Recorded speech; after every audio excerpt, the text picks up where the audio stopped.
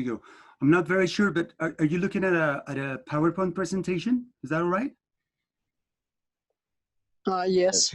Okay, Yes. cool. Sorry, I don't know, I'm using a new screen, so I'm not very sure about how this works. So this is our workshop for today. It's called In One Ear and In Forever. Do you know the actual saying in English? The end of the actual saying, it says in one ear and... You don't know it? In English, the original one. Okay. In one ear and out the other. Perfect. In one ear and out the other. This is a problem that we regularly face with our students. It's not their fault. I mean, it's just something that happens when you receive a lot of information in a short period of time, which is what we normally have to do in our classes. So anyways, there are ways in which we can help our students to retain that information a lot better.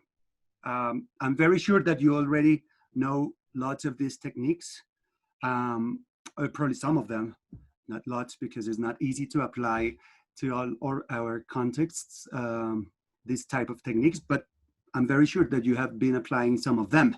My name is Claudio Rojas, and I'm a teacher from the English area at Rosario University. Pretty happy to be working here.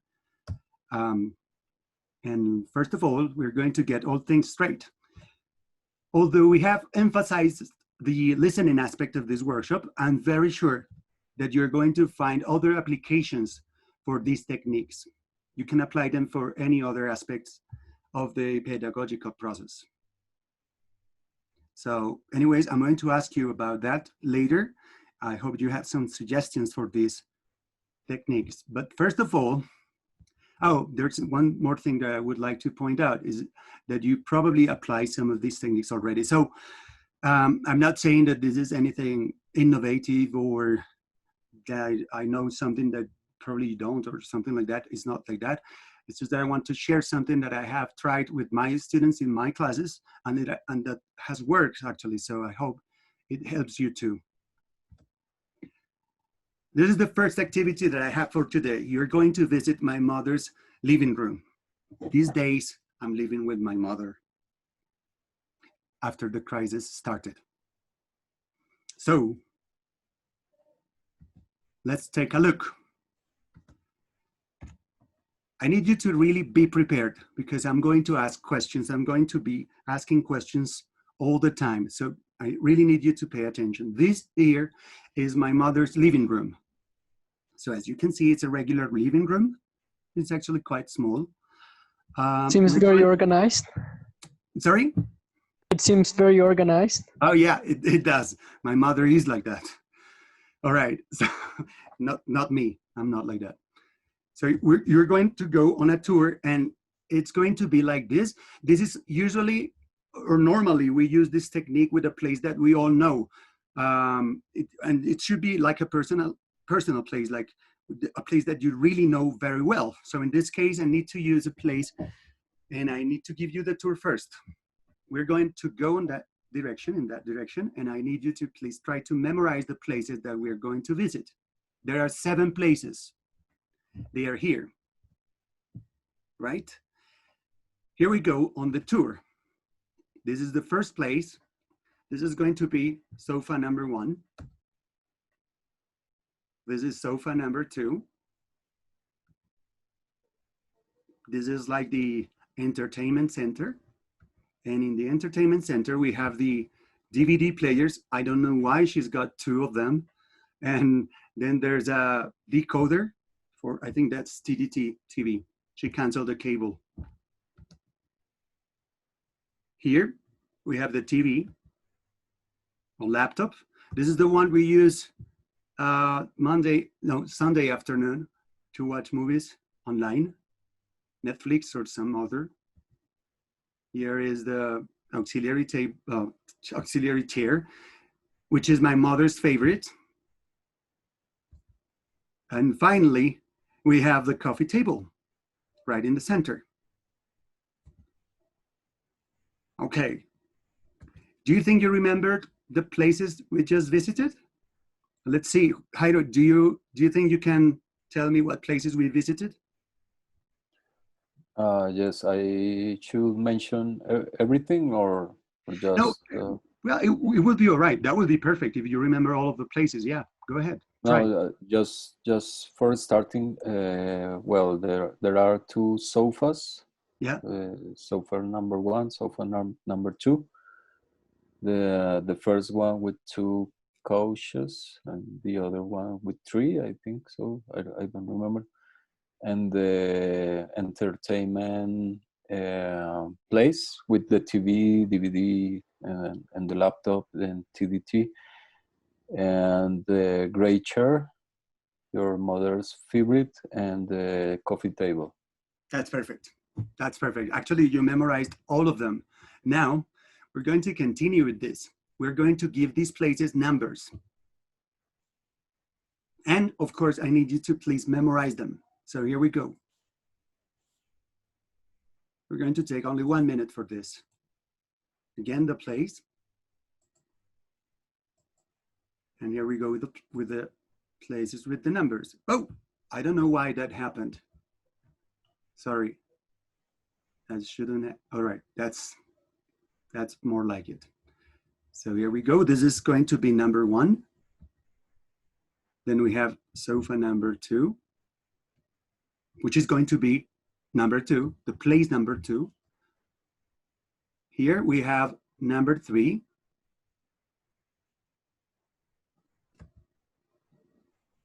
Number 4. Number 5. Leonardo, which one is number 1? Leonardo Ordóñez, I'm sorry. The first sofa. The first sofa. Perfect. What's number 3, Leonardo? The entertainment center. Not exactly. It's just one place there. Right here, look. All right. DVD players. All right. DVD players. Perfect. Okay, let's continue. So again, the TV is number 4. The laptop is going to be number 5. The chair, my mother's favorite, is going to be number 6. Martín Andrade, which one is number 2?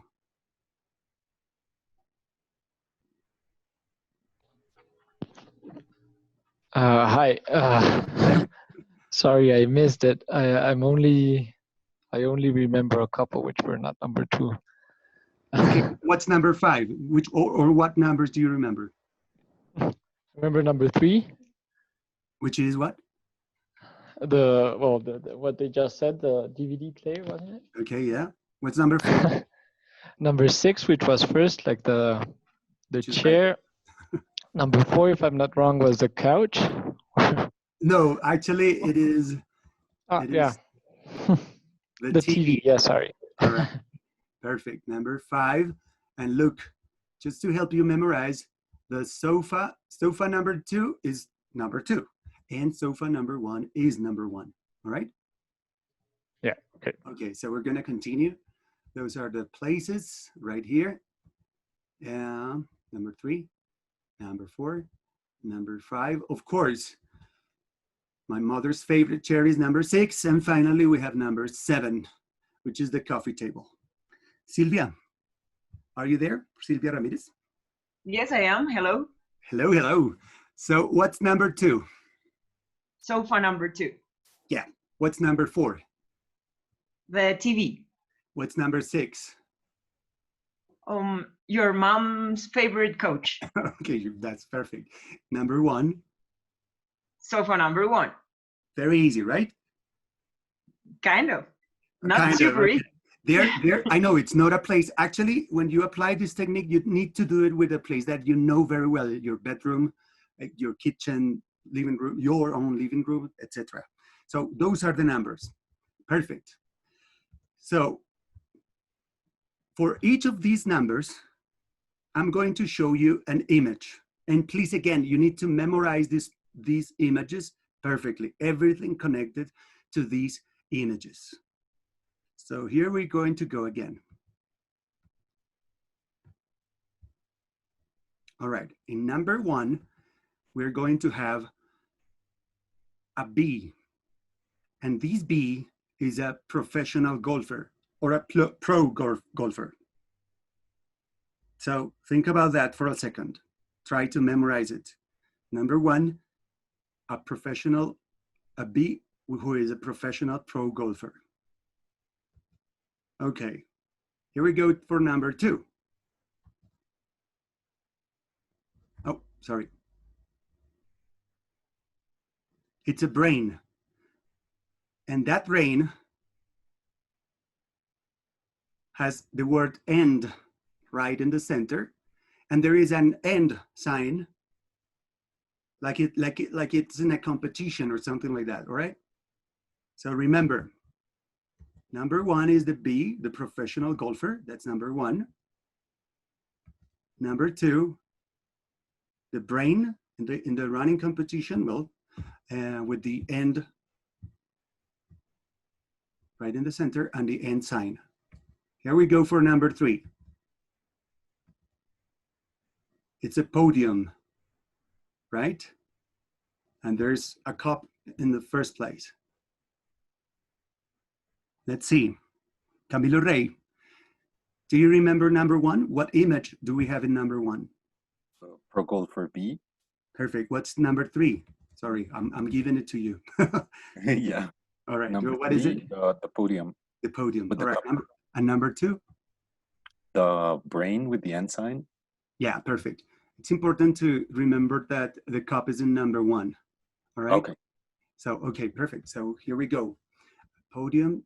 Number four is going to be two cups, like the ones that winners receive. All right. Although they have different colors, but let's suppose that these are all for winners. All right. Here we go with number five.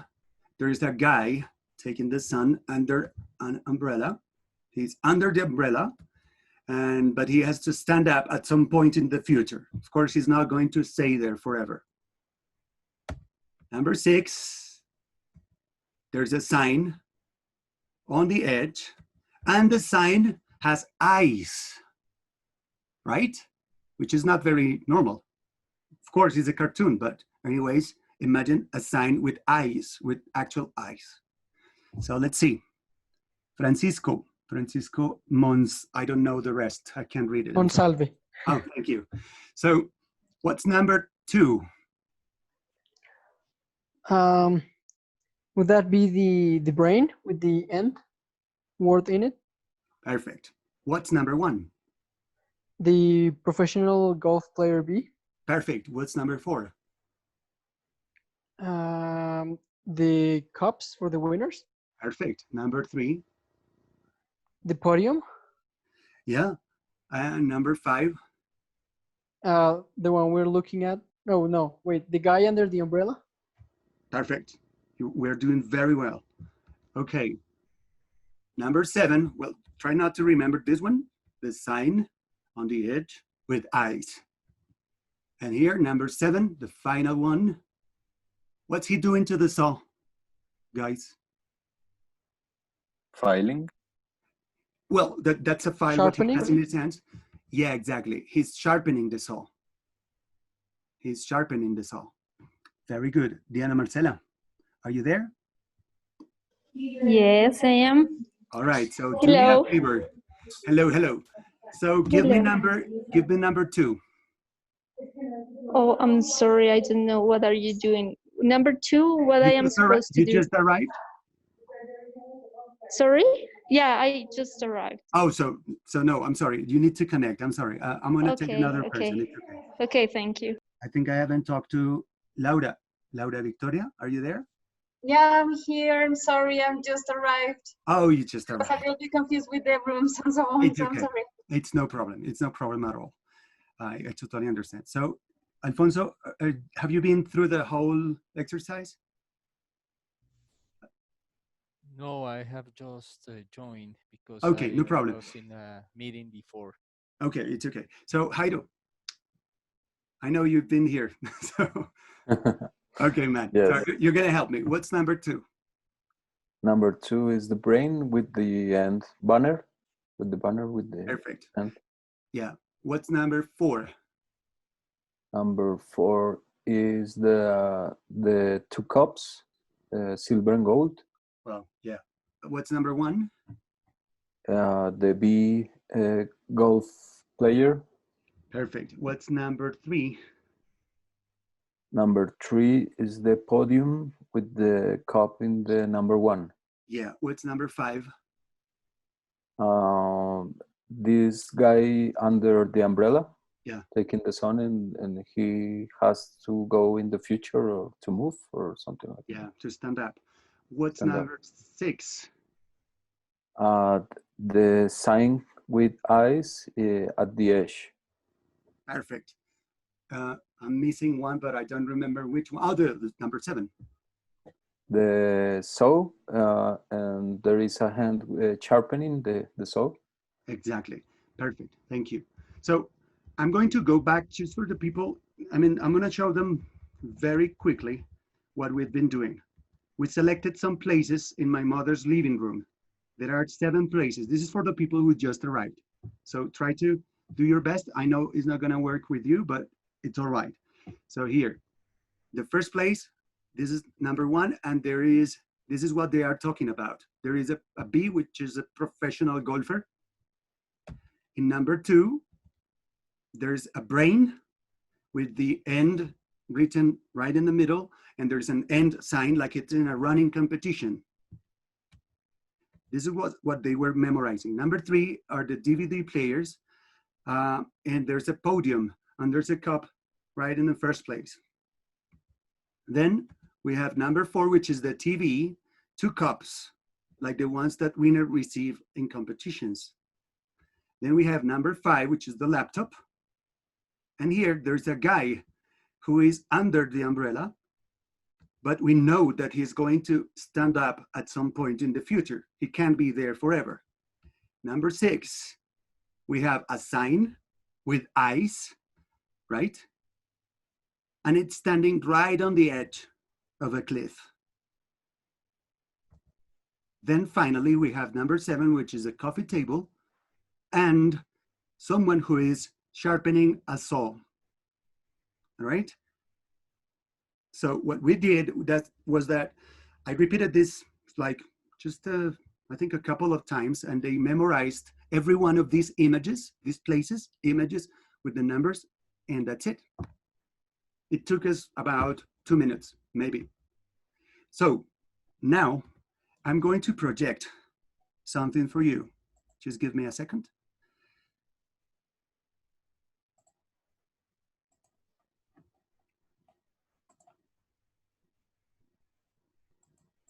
Okay.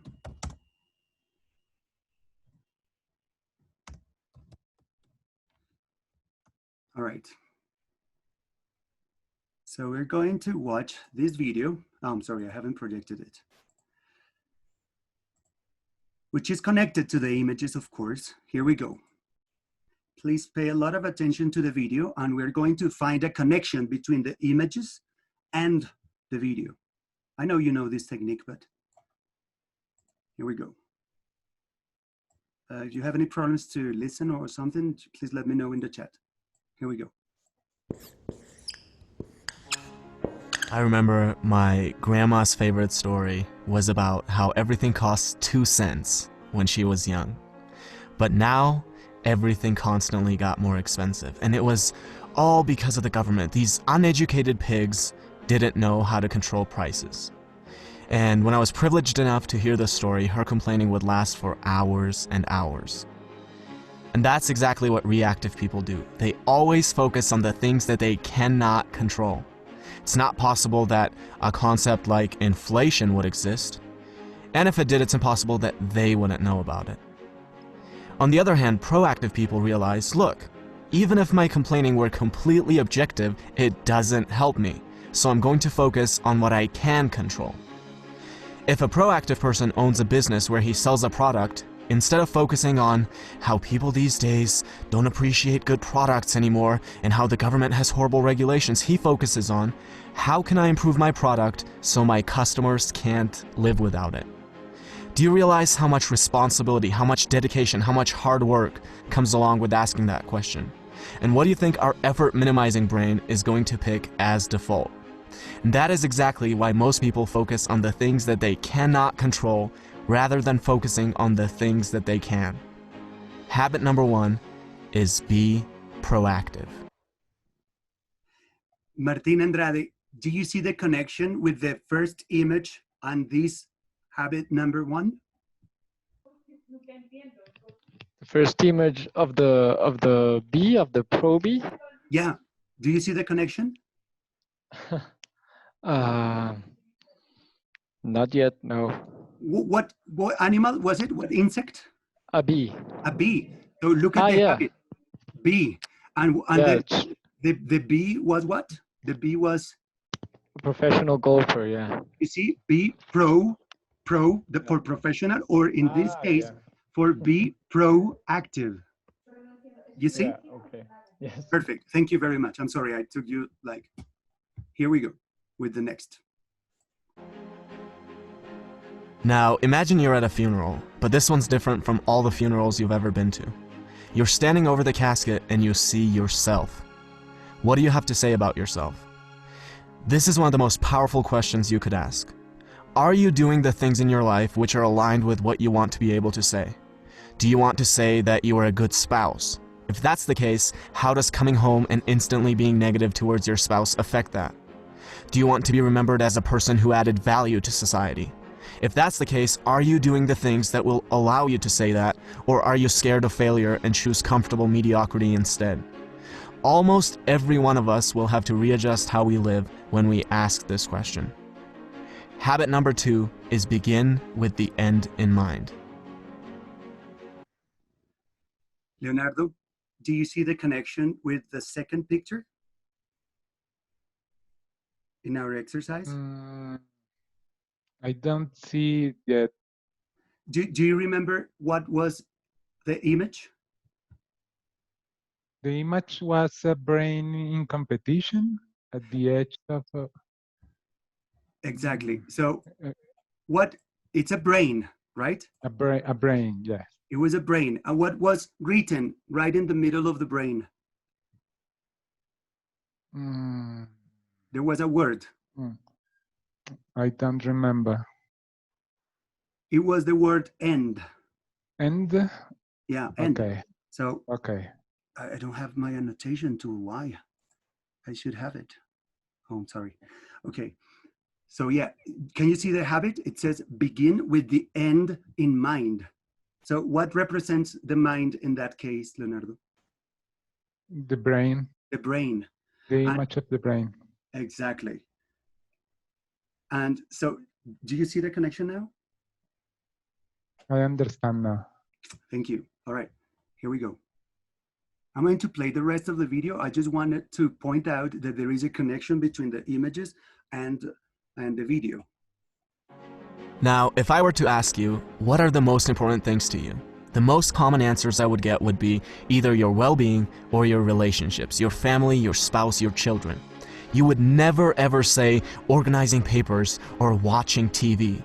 But how many of us spend more time organizing papers and watching TV than planning our nutrition and going to the gym or cultivating a healthy family environment? There's a horrible disconnect between what we say and how we actually allocate our time. Habit number 3 is put first things first. Now, so I think it's Camilo. Do you see the connection with number 3 and?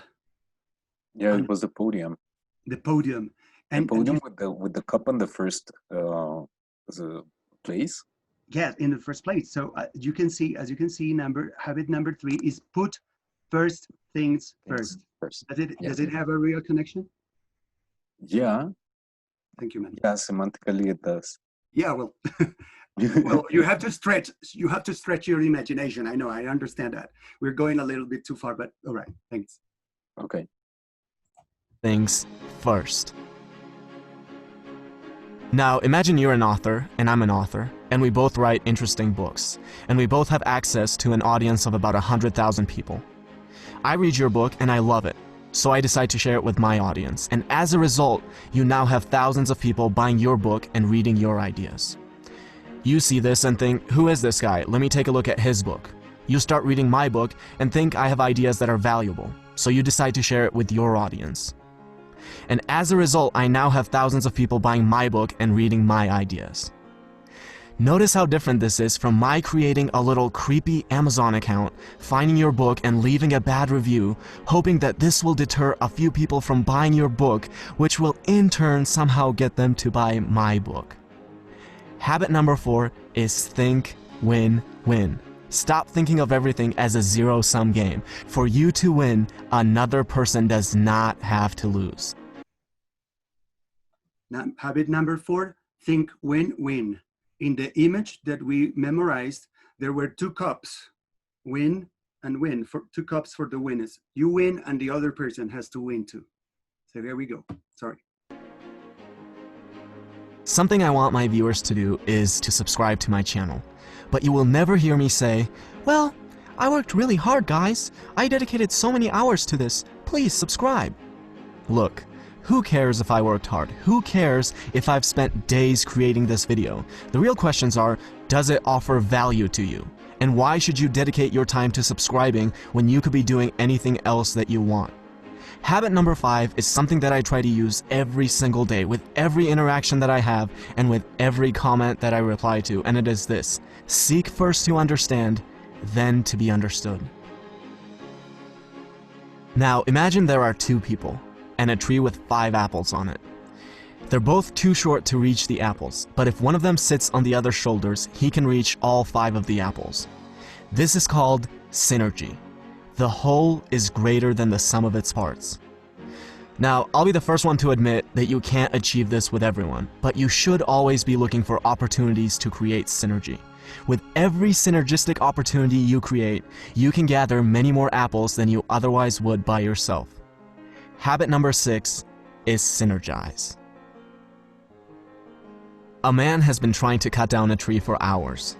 And after a while, his neighbor can't take it anymore, goes over and says, you know, if you sharpen the saw, you'll be able to cut it down faster. And the man replies, but sharpening the saw is going to take time. Now, we might laugh at this story, but we do the same thing all the time. We can't find 30 minutes a day, 4 times a week to go to the gym. Our health deteriorates to a point where we're physically incapable of being effective. We can't read a book for 15 minutes a day and mentally stimulate ourselves. No, these things take too much time. And then we have the audacity to ask for little tips and tricks on how to be effective. It's like telling your engineer, don't worry about the foundation, where can we get the magic bricks that will float in the air? Habit number 7 is sharpen the saw. And these are the 7 habits of highly effective people by Stephen Covey.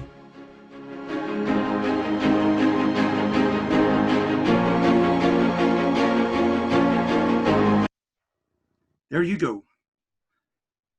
So I'm going to change the presentation. Okay, just give me a second. Okay. What? No, sorry. I don't think. Okay. I think it's this one. Sorry, guys. Are you watching are you looking at a presentation, a PowerPoint presentation again?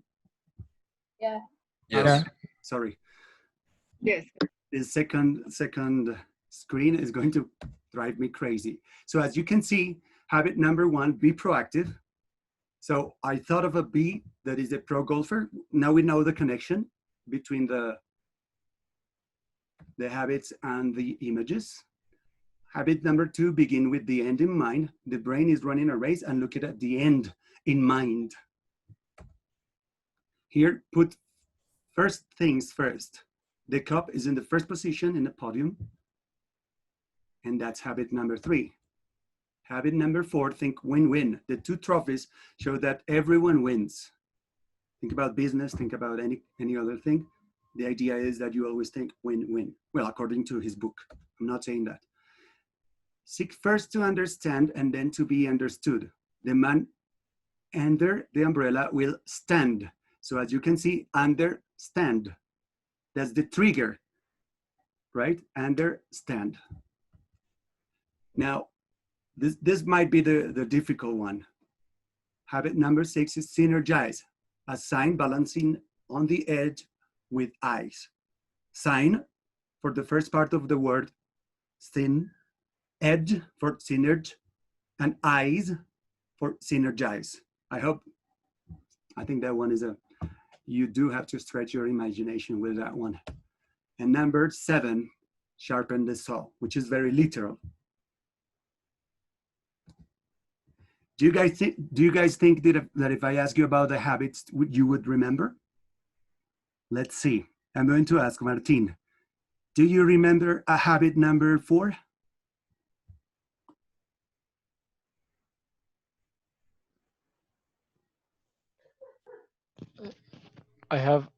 Sorry, I have a lot of background noise. Which one? Which number? Number 4. That's understand, I think. No, that's the number 5. Number 4 is the TV. Win-win. Is it Exactly. win-win? The 2 trophies, yeah. Think win-win. Perfect. Let's say, Camilo, could you help me with number 2? Number 2 was let's start with the end in mind. All right, thank you very much. Heido, do you remember number 5? No, number 6. Oof, that's a difficult one. The synergy. Energize. Yes. Synergize. Yeah. Perfect, perfect. I don't know, maybe Milena, I don't know if you've been here the whole time, but Milena, do you remember habit number 7? Understand? No, number 7 was the coffee table. Do you remember the coffee table? And what image was on the coffee table?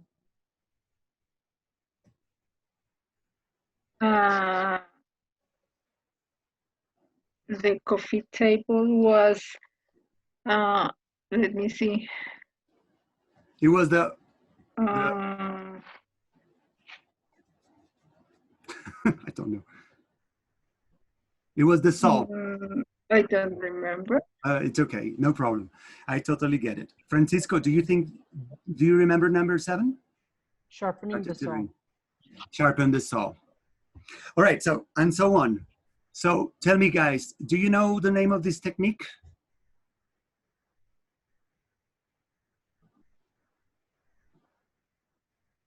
Is it like the memory palace? Yeah, exactly. It is one form of mnemonics, which is called the memory palace. You look for a place that you are familiar with. You find some locations in that place, some specific spots that you can remember perfectly with your mind, anywhere you are. And then you put some images that are connected to the thing that you want to memorize. Do you think this is a technique that you could apply in your classes, guys?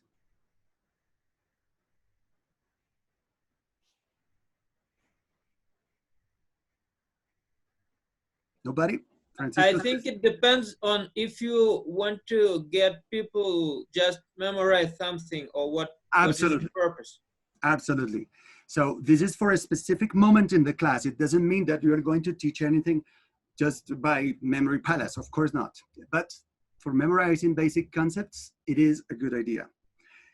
Actually, the techniques that we're going to see are not exactly for memorizing things. Well, that's only one part. All right. So the process I followed, I'm going to, well, we have not much time. So the process I followed, I started by introducing the exercise with a very easy activity, something that you could accomplish, which is something really important when we are teaching anything. I set a goal and a time limit. If you remember, I gave you 1 minute to memorize that. Maybe I used a little bit more. That's not the point. The point is that you had in your mind, there is a time limit. So it's kind of a challenge.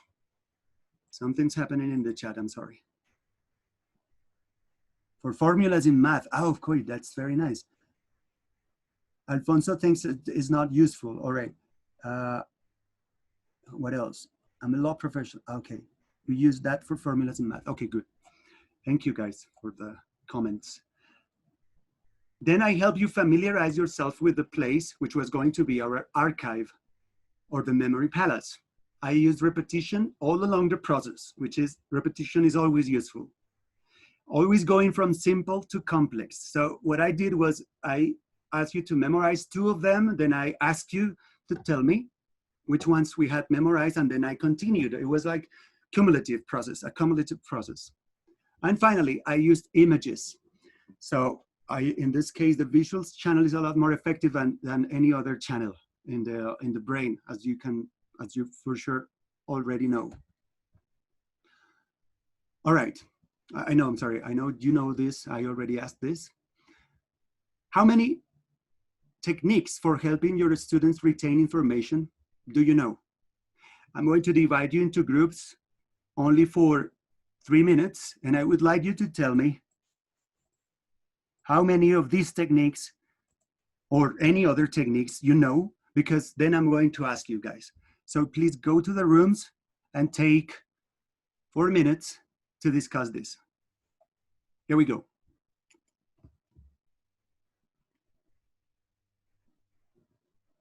Four minutes.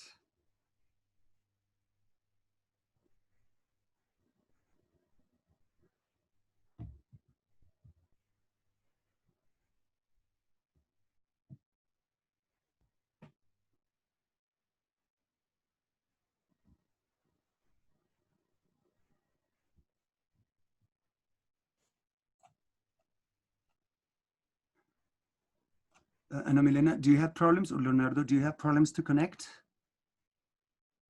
Oh, okay.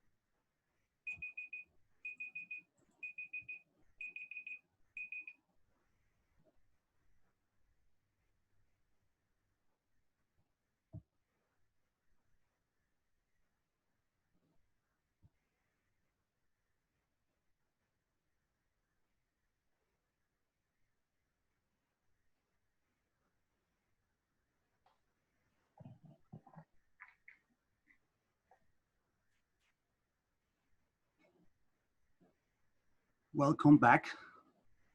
I'm still missing some people, so let's just give them a minute. Well, actually 23 seconds.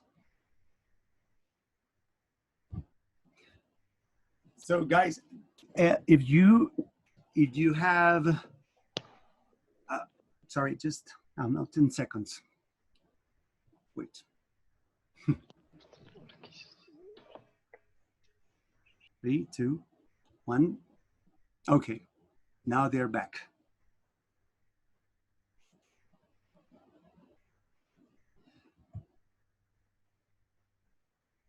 So guys, would you do me a favor? Could you please, I suppose that you help each other refresh your mind about these. So could you please use your annotation tools and write the techniques that you discussed with your colleagues on the board?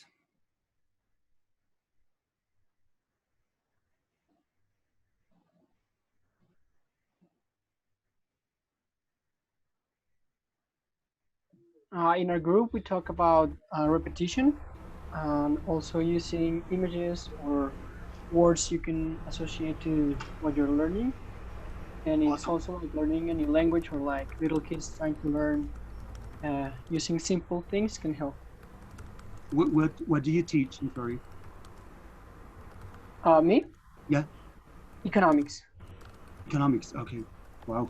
So I suppose your students have to digest a lot of information, right? Well, it's mostly in everyday activity that you find economics. So I just try to look for things that we all do. Okay, okay, cool. So you're also trying to connect the things that you are teaching to their everyday lives. So that's also a very important strategy. Okay. Any other ideas, guys?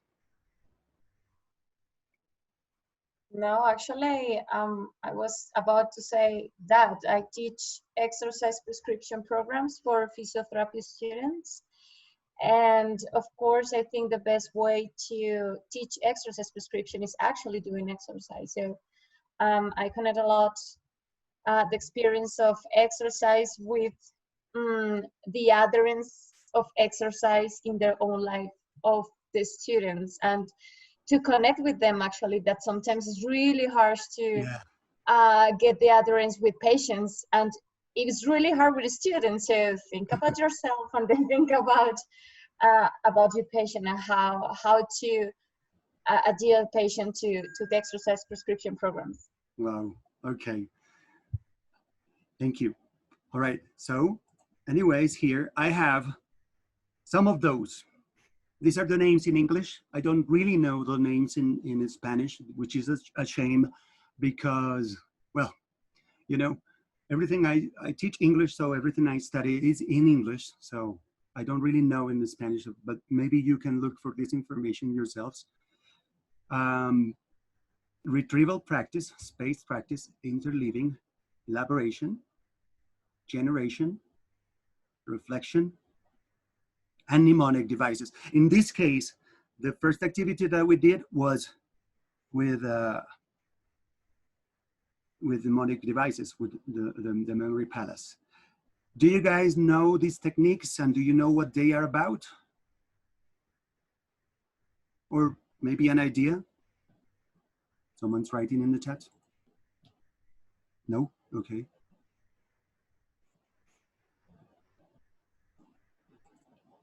So we cannot go over all of them, of course, because they're totally new for me. All right, so we cannot go over all of them because they are actually very complex, most of them.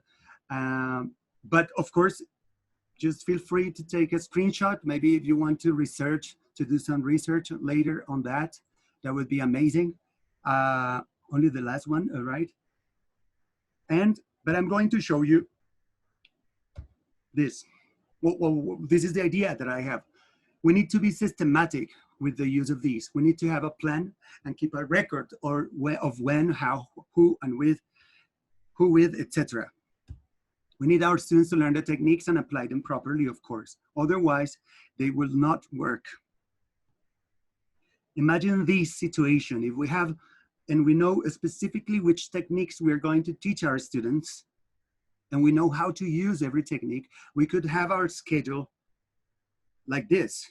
We could say, like, look, on Monday, I'm going to practice some retrieval practice on units, whatever, that I need to review with my students, that I need my students to assimilate or to learn. Interleaving practice on the other days that are ingrained in the calendar, elaboration, and etc. Using these techniques and making it something systematic can help dramatically improve results. And that's why I love this topic so much. I have tried to apply some of them. They are not applicable for all of the context, for all of the subjects. I know that. But maybe some of them can be attractive to you. In this case, retrieval practice. The idea of retrieval practice is to actually pull information out. What we usually try as teachers is to put information in our students' brains. So in this case, it means taking it out, pulling it out. Now, how do we do this? Repeating something out loud. That's a very basic technique. We all do it while we are studying. But imagine in the context of the classroom, of course, we could do it. Asking the students to tell us something, to explain something to us. Well, there are many ways. So, of course, I can share them later with you. It's no problem. Explaining a concept in your own words, that means you, when you are studying, or in the case of the students, you would ask them to explain a concept to you in their own words. They don't have to spit it out the same way that you tell them with the exact words of the book or the words that you used. It could be, well, it should be, and it's a lot better if they do it in their own words. And any other means that requires to recall information.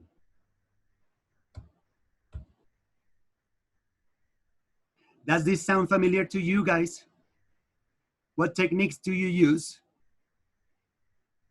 that require the retrieval of information? Yeah, it sounds familiar right now when you put the examples. For example, trying to say with their own words to my students the meaning of something, of some concept. So absolutely. Sometimes this is really hard for students to come up with words and explanations but they own, like definitions. And when they do that, it's kind of a sign for me that they understand the concept. Absolutely, absolutely. Thank you very much. I don't know who I was talking to. I think Laura, right? Laura. Laura. Thank you. I'm sorry. Okay, yeah, absolutely. We are using this. You probably ask questions to your students in class. You probably give them quizzes and exams and ask them to write essays, paragraphs, etc. Anything that requires that they retrieve the information out of the brains and take it out, that's retrieval practice. The only problem that might be here is that we should be using this as a learning tool, not only for assessment, which is what we normally do in our classrooms. When we ask a student to tell us something, it's because we are testing him or her. So as the learning technique, this is really useful. Research has shown that it's more effective than rereading, lecturing, and taking notes, as well as repeating and many other strategies that students themselves and we use all the time. Because it's challenging, because it provides instant feedback. Once the student tells you, whatever the student tells you, then you're going to know if they really understood. And then you can adjust whether, well, you can just move on if you already know that they understood, or you can adjust what you are teaching or repeat it in a different way and try to find extra practice or whatever. It says here, the improvement in memory and long-term learning is flexible. This means something really important. It is not only for memorization, because it improves students' complex thinking and application skills. The organization of knowledge, of course, when you have to retrieve the information, is because you are connected. That information or that concept to your previous knowledge and to hold data, your whole database of information, which makes it a more effective strategy and more effective information in their brains. And the transfer of knowledge to new concepts. This is what research says. This is not Claudia saying. This is only what I found about this technique. Really important concept that they can transfer their skill in whatever subject they are studying to another, because probably this comes along with a thinking strategy, right?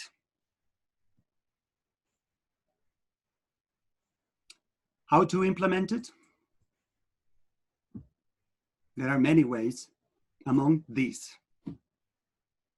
And of course, I have some very, I think, easy examples to implement in our classrooms, which are paste some stickers on the desks and students should answer the questions on them as soon as they sit. You put the stickers on their desks as they are entering the room.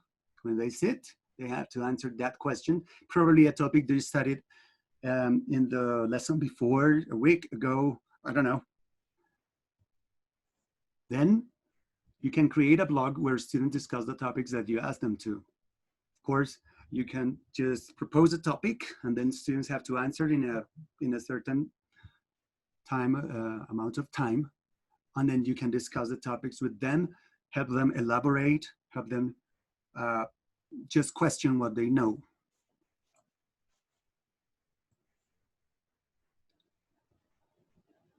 So we have some minutes for you guys to give me some more ideas on how to apply this retrieval practice, or if there's something that is not clear, just please ask. Go ahead. This is your time, guys. Excuse me, you said that we could have the presentation. Sure. And I was wondering, how could we get it? Okay, I'm gonna write my email in the chat. Thanks.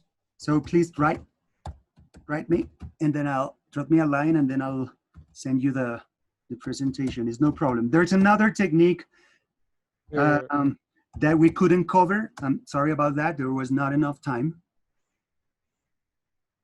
There you go. Sorry, someone was going to speak. Claudia? Yeah.